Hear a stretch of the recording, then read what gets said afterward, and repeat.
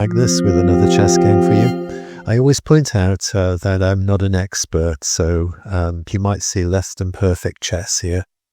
Sometimes my subscribers point out little things about my games that I'd not noticed, and I find that very helpful. But hopefully these videos might be helpful to other people too.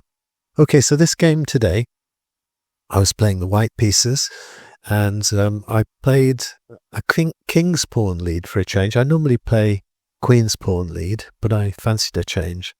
And my opponent played the Scandinavian against me. And I'm always pleased if I see this, because before I started playing the Scandinavian Defence, I used to play the Scandinavian.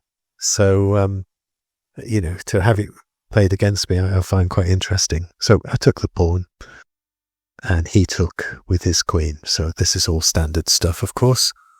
I brought out my knight to gain a tempo from his queen, and he checked me. I think possibly the best move here in the Scandinavian for black is one of these. But in any case, he checked me. I don't think it's a bad move. And I blocked with my knight. Stockfish says it would have been better to block with the bishop. I'm not entirely sure why, but anyway, I blocked with the knight. And he brought a knight out. And I challenged his queen, kick it away. And he moved directly back, which of course is a blunder. There's a fork there, which I did see and played. So this is going to enable me to gain his knight. He moved aside. I took the knight, and he brought a bishop out. So I'm now looking at this pawn here and thinking, you know, I know I'm pinned. I know my knight's pinned, but I think I can take this pawn.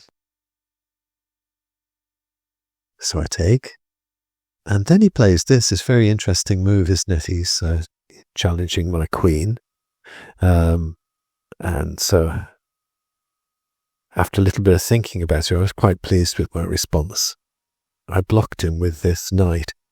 My reasoning being that if he takes my knight, I'll just take his rook. So